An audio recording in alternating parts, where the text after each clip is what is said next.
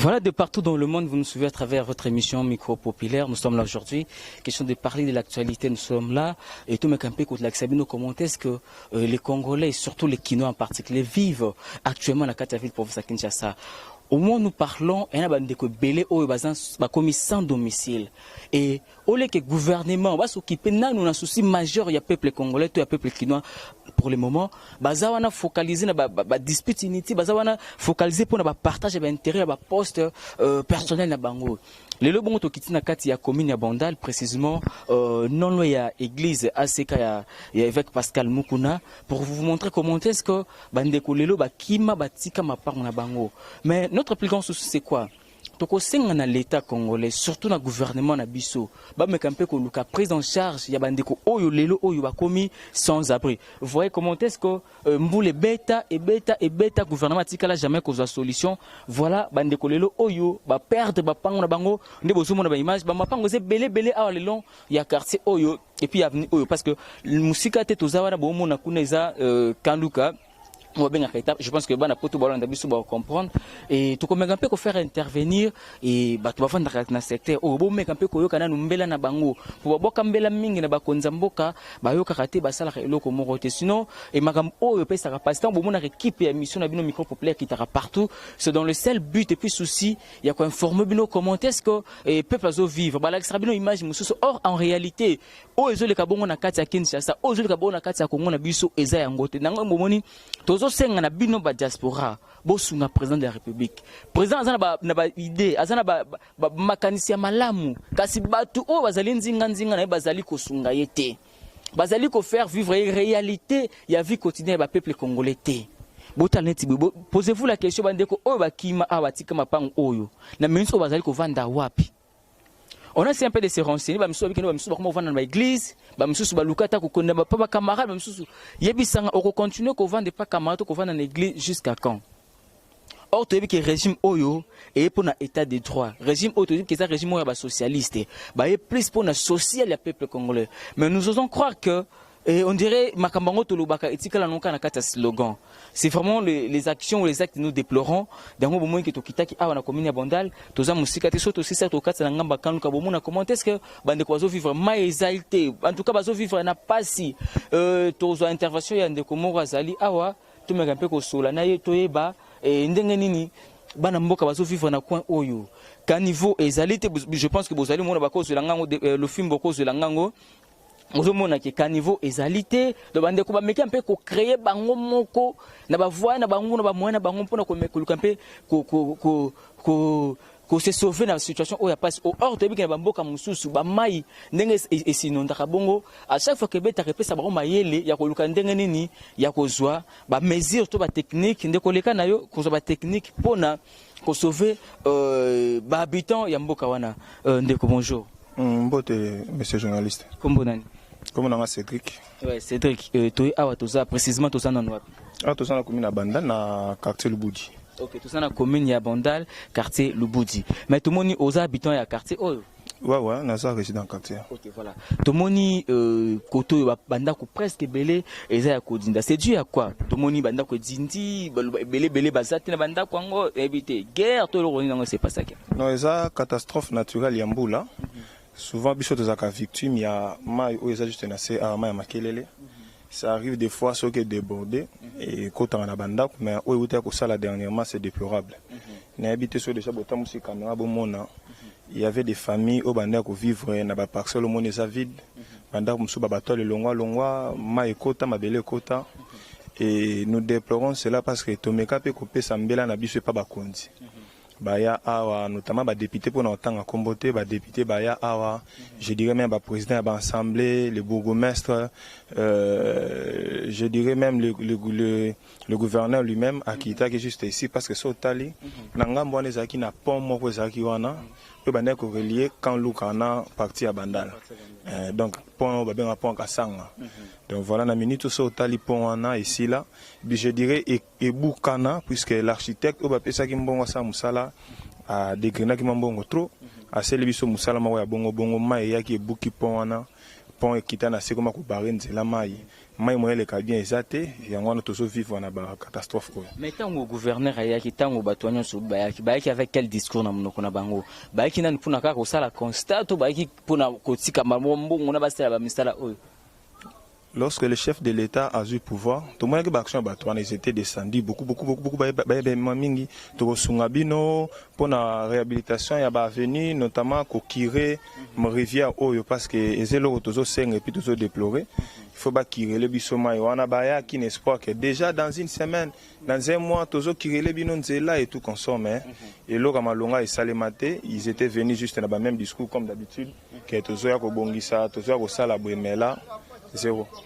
Jusqu'ici. Mais au lieu de cette catastrophe naturelle, on a beaucoup comme ça, déjà que tu as mesure. Et maintenant, tu as dit que tu semaine wana bamboula zo beta mikolo oyo bato akufa est-ce ba dégâts net ni nango salema à part comme problème ndako est-ce que bato akufa ka il y a eu mort d'homme à plusieurs reprises. Ce qui otali le pan wana mi rekoela ki papa mwa mukolo na kati wana. Juste ne bandelo wana komona ke mwana pe ashitaki na se ya nini ya mousse donc ma écoute na pression papa Kimi ma échité baloli mwana na se ya mousse. Donc c'était ça qui passe, c'est aussi une des raisons et ça là qui a bâti kabanda kuna bango ba longa ba place parce que moi au fan dans vraiment zate. Mais tant ba longwa parce que yo ça résident à quartier tant ba longwa awa ba kendaka wapi bana ba mapa mususu ba fanda kato ba kendaka kuvanda wapi l'état peut être ba place ba kendaka kuvanda toni. Non bandeko wana ba débrouillard ka bongo. Ba mususu banda kufanda na église mais après ba bi église mikolo ba sambela te donc tu éviter ce bac, comme enfant de pas master. Comprenez maintenant un papa qui a terme sous 50 ans, avec 4 ou 5 enfants et sa femme, a obligé que nos fans ne pas un master, tu pas un petit mokoboy. Et alors les enfants et sa femme, église même que le même papa parce que babingani déjà battu. Donc na minute tout ça on a bien la vérité en tout cas place bakenda et banité pour le bosso tando mon abon na l'église. Au col ah vieux comment mais tout pena place bazar. Oui, il y a un état bâti bandako. C'est que tant salema parce que il y a quand même mort d'homme bébé pour kufa awa. Surtout ba kufa kawana. Est-ce que l'état ça c'est kana dossier ngo asara est-ce que c'est famille wana? Asa le lote. L'état asalaka et le côté asala le côté. En tout cas, une des choses autour déplorer dans gouvernement oyo et ça malamu te. Biso to za ba Congolais tant ba ko luka ba voix nous tous to voter à bango. Et ça na vota que ça na vota que te mettant au côté na législative c'est que au komika comme konza batunios au soko bimi président de la république ya batunios au bimi député national ya batunios provincial ya province on a dans point na batunios province aux députés na bango kolanda grand social à batuté mais loko biso to lobby vraiment ba sala reloté franchement au moment la banque balati ba veste ils viennent pour na pas que nous sala ba propagande na bango na ba assemblée voilà na kitaki tala kutu mona kutu yoka kutu. Mais par là c'est qu'on zone bakeno et pouvoir actuel oyo bazota la plus d'intérêt na banque intérêt population. Mais ce qui nous a déploré tout ça l'élaborer c'est que eloko malunga ba ça les atteint courant oyo zo mona et ça ba mbongo biso moto bimisi to beaucoup de courant na quartier to ko ta courant ko to bimisi mbongo biso moto bando cotiser papa to pesi snel snel lokola zai na shida na ya bendel biso ba câble a cheli biso courant. Tant beaucoup pesa na sine beaucoup si pas ya nani bokinda kiti na direction centrale ya sine to pesa ka ba agent to mona ka ba quartier ba komona bango batasine. Non ba agent c'est-à-dire to kenda na bureau koko population kangisi mbongo ye moko ako pesa pe na snel koko bonjour biso kuna to na câble te bota la bo ezo senga bino 300 mètres to 400 mètres parce que 400 mètres na bo sa ndeni. Ah, tu as un câble, chef. Bon, 5 c'est le chef, bon, tu as un 300 à 500 $. Chef, soit tout le qui l'a mis au câble. C'est que vous savez que vous payez Simbongo pour à côté de courant. Et puis, à la fin du mois, vous payez nos factures. Tu n'as pas courant au bassin, au bleu, au premier Simbongo. Mais si vous avez le bandé, ce que vous avez dit, tu as la tisse, tu as la bis au courant. Nandenga mabete papa bo fan na ti bo le mais faut poser l'élection wana kune zoya na élection ne zoya ndeko permettre bango baya ba enquérir ce qu'on a sinon pas et là malonga ate votre pour ça parce que ndeko soki moye zali artiste wa dana papa lo fimbo pour ça bato l'axapenda niveau hein artiste wa non c'est permis aux la penda pour na mort et attention auto la penda bato ba mona penza donc mai niveau bozomona hein niveau ya mai. Donc, moi, je pousse en attaque, et ça, c'est pour te redinda. Donc, on a comme un niveau Donc fenêtre, l'équipe dans fenêtre. L'équipe fenêtre, place au fan, peut-être bien beaucoup tiango mais je vous dis ça qui grave. Kobeta li solo, na ko vivre li solo ça bilo mi balé kokanité. Je voudrais bien que ba kondi ba je soutien ko réajuster ba programme na bango. Voyez, ba programme na bango ya 100 jours, ba programme na bango il faut vraiment pas penser sur nous. En tout cas, to ko katé. Biso ba mususu tozo dinda makara ba ko mpota na place au Kennedy. Donc on a place au Kennedy, toi na famille te, on a ndeko na poto to go benga teke alo ya nani ah boy atinde la tama $10 o ya pamba. Exact. Mais na kati il y a projet il y a projet d'urgence il y a chef de l'état de lui qui est côté social que banda couper ezali o azali ko tonga déjà pour na kuluka na couper ça surtout na ba sinistré. Non.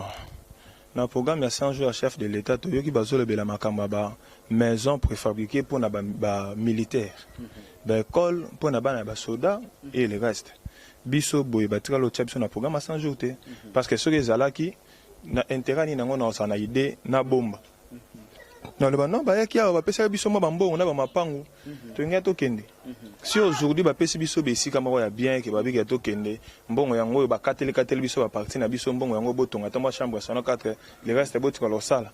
To kena biso parce que c'est avec risque papa. Yo mo tala. Yo de la na butu bana ba obele lo mbangu lo kwa moyibi.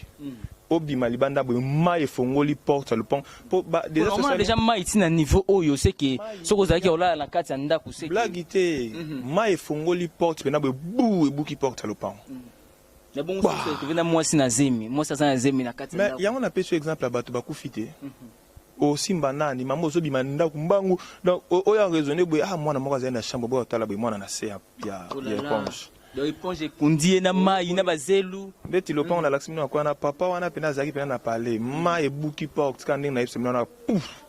Et quoi ici mir net o zo mono. Le pont zaki na mir et matiti ataba 15 lignes mir zaki pena likolo.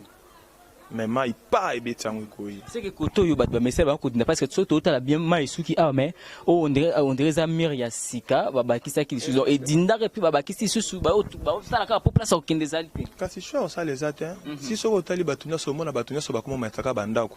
Au risque même il y a un jour nda qu'on peut s'effondrer parce que tant ozo calculer résistance ya matériaux te nesi ko zali parce que terre to za terre moko marécagé.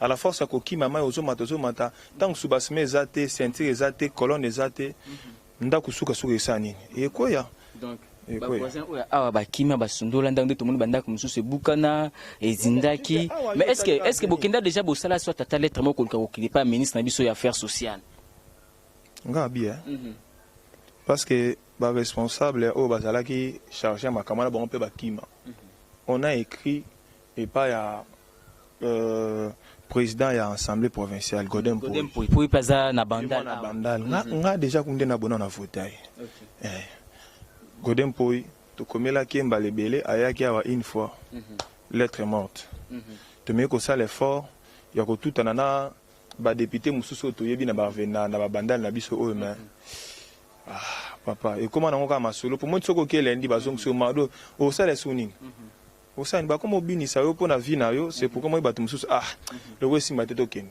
mai wana faki ba kire yango mais ba kira mai te chose grave donc zama makelele o ekabola e commune ya Bandal na quartier Kanluka OK kotiza même ba mbongo na biso to bela pa pamba mo tala no état to vivre to bela pa ndeti ngamone na bona obela makasi bangungi c'est que population à côté oyo eloko eboma bango na neza corona te mais ça non bangungi au plus baso tondisa malanga na corona ya biso déjà to zada na niveau ba mona pena niveau ma etondi to zada na ba malade na biso déjà to ane ko vivre nango maladi wana ba malaria ezo donc solo ya mai oyo soki ezuyo na nzoto okokate parce que solo nango eza mabe makasi okoza lolali boyoka lokwa solo ya miku epola olala soki ngungi ya suyo